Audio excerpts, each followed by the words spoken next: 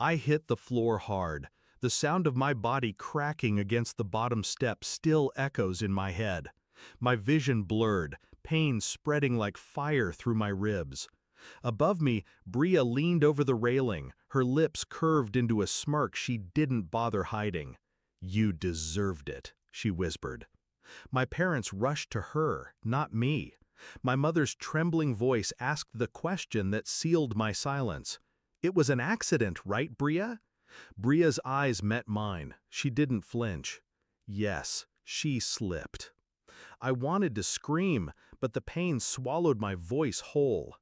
What they didn't know, what Bria didn't know, was that the security camera above the stairwell had captured every second, and the head nurse, stationed at the desk nearby, had already pressed record.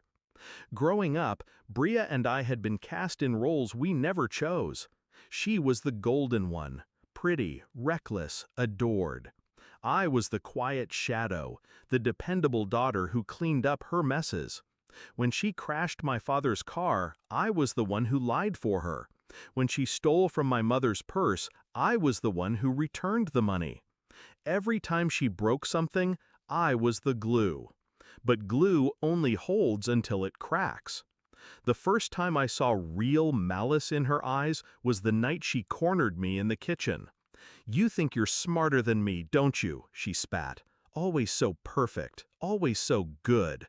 But no one actually cares about you. They care about me." I thought it was jealousy, a childish tantrum. But that smirk at the bottom of the hospital stairs told me it was something darker. I didn't rage. I didn't beg my parents to believe me.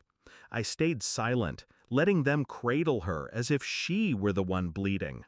That's when clarity set in. They had chosen their side long ago. Fine, let them. I would show them what it meant to overlook me. 2 weeks in that hospital bed gave me time. Time to breathe through the pain. Time to plan. The footage was in the hospital system, too sensitive to delete, too damning to ignore.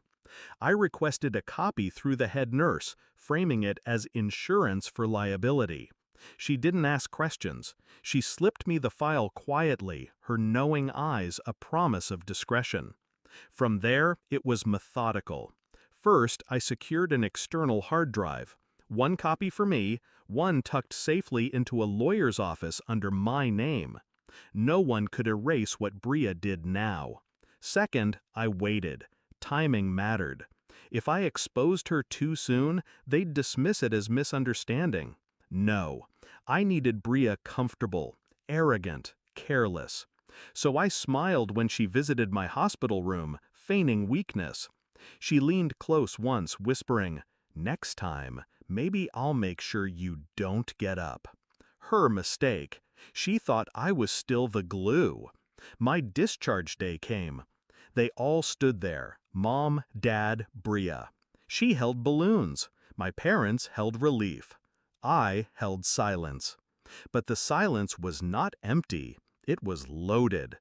I played my part. I returned home, stayed quiet, endured Bria's smirks and taunts. Let her believe she'd gotten away with it. And when her 21st birthday came, I gave her a gift. Not wrapped in paper, wrapped in truth. The house was filled with friends, music, and laughter. Bria was glowing, soaking in attention like sunlight. I stood in the corner, quiet as always. When the moment was right, I excused myself to the living room TV, slipped in a USB, synced it to the speakers. The screen flickered to life. At first, people thought it was a slideshow. Then the footage played. Bria's hand on my back. The shove. My body tumbling down the stairs. Her smirk. Her words. "You deserved it." The room fell into silence so sharp it cut. Gasps. Murmurs. My parents' faces drained of color.